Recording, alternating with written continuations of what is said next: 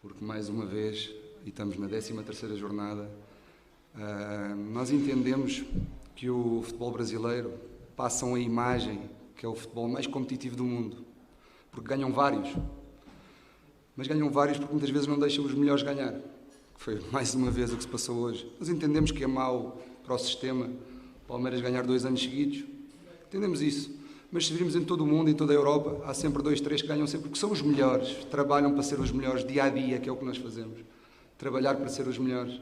Não vale a pena amanhã meter o presidente a mostrar frames e a parar a imagem quando lhe dá jeito, para justificar incompetência e erros grosseiros que fazem com que quem trabalha mais diariamente e que vai lutar até ao fim, mesmo que não nos deixem, não há problema, nós vamos lutar até ao fim, vamos dar o nosso melhor, que é para isso que somos pagos, é para isso que estamos num clube fantástico e não nos vão calar. Podemos ser expulsos às vezes que forem precisas, mas o que aconteceu hoje foi uma vergonha, simplesmente.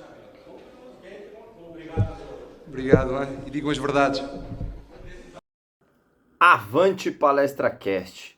Vamos dar um giro aí pela rodada do fim de semana. E o Campeonato Brasileiro tá daquele jeito. Polêmico como sempre, disputado como sempre. E o Palmeiras sendo prejudicado como sempre, certo? Santos e Corinthians foram derrotados, né? Incrivelmente derrotados. O São Paulo venceu, o Palmeiras empatou. Então vamos começar. Botafogo venceu o incrível Vasco da Gama, que não sai da zona de rebaixamento. 2-0 lá no Clássico Carioca. Botafogo abriu uma vantagem aí de 7 pontos para o segundo colocado, que agora é o Grêmio. E em seguida, em terceiro lugar, vem o Flamengo, o Palmeiras. Empatado com o Palmeiras está ele, sim, senhoras e senhores, o Bragantino. Red Bull Bragantino aí conseguiu uma vitória muito boa na Arena do Corinthians. Conseguiu aí empatar com o Palmeiras na quarta e quinta colocação. O Palmeiras está à frente por saldo de gols, mas nada que interfira aí, né, no empate de pontos. Vamos falar também do lance do Endrick, cara. O que aconteceu? O lance do Endrick lá na Arena da Baixada, que por sinal é um baita estádio, uma baita estrutura. E só fazer um adendo, para que deixar a torcida do Palmeiras perder tempo de jogo para assistir? Para quem não sabe, teve muita fila, muita desorganização e falta de policiamento na entrada do Palmeiras na Arena da Baixada. Aquele baita estádio que tem cobertura, que fecha, que não sei o que. Muita gente ficou esperando e não conseguiu entrar a tempo de ver todo o jogo. Então não adianta você ter um estádio que fecha, que não toma chuva, que tem uma acústica muito boa, que é incrivelmente maravilhoso, e não ter a organização para receber os convidados, né? Mas enfim, Palmeiras saiu ganhando de 2-0, Atlético Paranaense empatou. Mas a polêmica principal desse jogo, a principal, tá, pessoal, é a do Endrick. Quando o zagueiro, o Endrick, ele tem uma característica parecida com a do Rony, que é de incomodar o tempo todo os zagueiros. E aí, numa proteção de bola para um tiro de meta, o zagueiro do Atlético Paranaense para literalmente de ir até a bola e dá uma cotovelada na nuca do Endrick. Isso não é novidade nenhuma, né? De acontecer lances polêmicos. E novidade nenhuma também é a arbitragem deixar isso passar, né? Que foi assinalado o pênalti corretamente. O VAR falou, lance para pênalti, suspeito que seja algum tipo de lance a mais pro VAR ter chamado. O senhor árbitro foi até o VAR, viu, deu o pênalti e não deu a expulsão do zagueiro do Atlético Paranaense. Se aquilo não é expulsão, eu não sei onde mais poderia ser uma expulsão. Eu acredito muito que alguns dados mostram a quantidade de erros que tem da arbitragem no futebol brasileiro. e o que vem cada vez mais manchando a imagem da arbitragem não profissional no Brasil. E tem alguns lances que a gente fala, mas a arbitragem tem que ser profissionalizada, mas não adianta ser profissionalizada e os árbitros não saberem interpretar o lance. Porque se o VAR chamou, ele deu a oportunidade do árbitro de campo olhar por todos os lances, por todas as câmeras, como é que ele não expulsou o zagueiro do Atlético Paranaense? E aquele lance não é porque foi dentro da área ou porque foi pênalti, por nada. Em qualquer local do campo, aquele lance é expulsão. Então a gente tem que saber analisar esse tipo de lance, tem que saber que cada tipo de lance você deve interpretar de uma maneira, e agressão você não tem que interpretar do seu jeito, você tem que simplesmente expulsar. Porque se você reparar bem no lance, ele larga o adversário, ele olha para trás, larga a bola, ele olha para o lado, vê que o Endrick está vindo, abre o cotovelo e dá o cotovelo na pessoa. Ele não só abriu o braço em forma de proteção e o Endrick bateu. Não, ele olhou para o lado, levantou o cotovelo e fez o movimento de cotovelada de agressão na nuca do Endrick. Então, só ter a lamentar aí a não expulsão, o que acarreta, é claro, o Endrick perdeu o pênalti, isso aí é outra coisa, mérito do goleiro, mas um jogador a menos acarreta no decorrer da partida. Então, algumas coisas que a gente precisa ser falado aí. O Cuiabá venceu o Santos Futebol Clube por 3-0. É isso mesmo, pessoal. 3-0 com direito a olé e tudo, cara.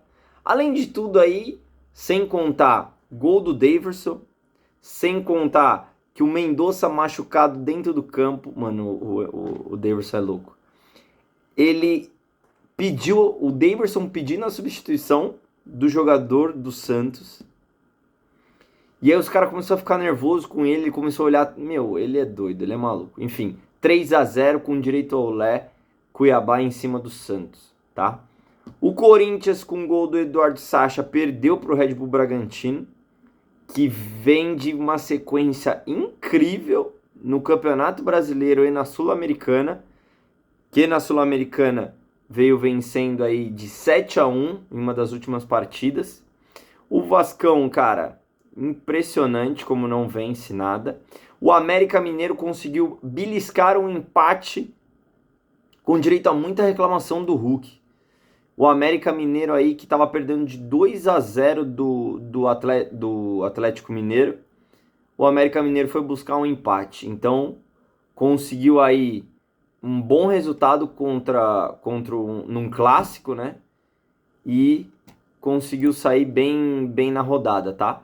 Outros resultados foram aí Bahia 1, Grêmio 2, lá na Bahia. Ótimo resultado do Grêmio, que assumiu a vice-liderança. Inter 0, Cruzeiro 0. O Cruzeiro jogando fora de casa com um expulso, então acredito que tenha sido uma vitória, né? O Flamengo venceu de 2-0 do Fortaleza. E o São Paulo venceu em casa de 1-0 do Fluminense, que teve um expulso.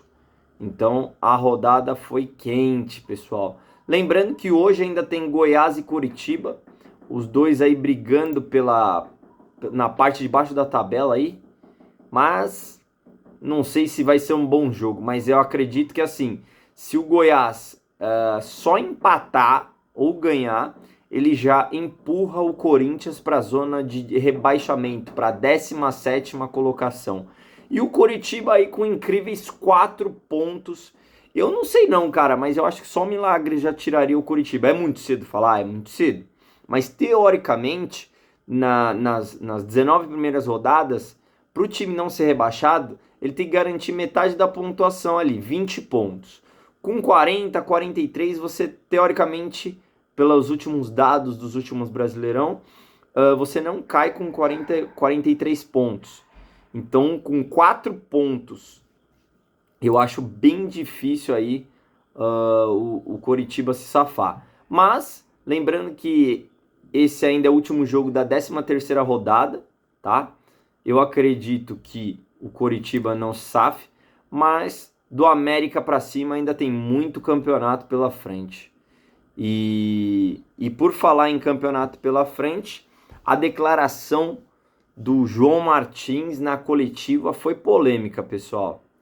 Ele que substituiu o Abel, falou que para sanidade mental da equipe técnica, ele conseguiu aí...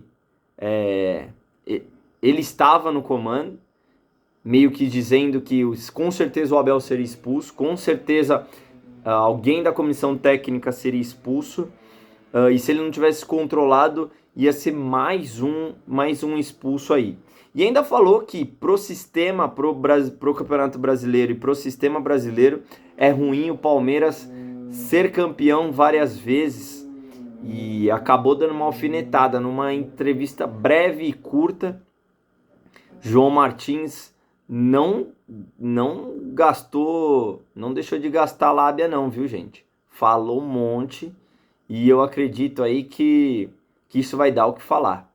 Mas não deixa de ser verdade, porque o Palmeiras sendo muito prejudicado mais uma vez, tá? Ah, mas é discurso de não sei... Cara, pode falar o que quiser. Pode falar o que quiser. Toda vez acontece algum erro de arbitragem. E também não é só o Palmeiras, tá, gente? O Palmeiras é prejudicado, mas ele é marcado por só nós reclamarmos, entendeu? E aí, a comissão técnica do Palmeiras, que é extremamente competitiva, nós vivemos num futebol competitivo, onde vive dinheiro, onde não sei o quê, e as pessoas reclamam do jeito da comissão técnica brasileira palmeirense ser competitiva. Então eu acredito que a gente tinha que maneirar um pouco também nas reclamações com o Abel e a comissão técnica dele, porque se o cara fica na beira do campo e não fala nada, ele é omisso. Se o cara briga pelo time, ele é briguento. Claro, tem algumas coisas que não são toleráveis, tem coisas que são impossíveis de se ver, mas tem coisa que no Campeonato Brasileiro precisa ser revista aí. E a comissão técnica do Palmeiras sim está de parabéns. Gostei muito da atuação técnica dos jovens jogadores, Endrick, Luiz Guilherme, John, Vanderlan. Eu acredito que o Palmeiras aí esteja evoluindo muito nessa parte. O Luiz Guilherme, para mim, ele vem absurdamente bem. Endrick se redime no pênalti, não ficou nada abalado depois de ter perdido o pênalti, fez o gol, bola na trave, brigou. Então, cara, incrível a capacidade mental da equipe do Palmeiras. Eu só desejo que a arbitragem faça boas atuações, melhores atuações, para que cada vez menos seja interferido um resultado tão importante aí nas partidas. Bom, giro da rodada aí com o Palestra Cast. Agradeço todo mundo aí. Segue o nosso canal, se inscreve, compartilha, curte. Temos também nossa rede social, TikTok, Instagram. E sigam a gente aí, tá? Um oferecimento a WM Ar Condicionado e a Alito Engenharia, patrocinadora também da Mancha Verde Carnaval e Mancha Verde Torcida. 1, 2, 3 e avante Palestra Cast. Tamo junto.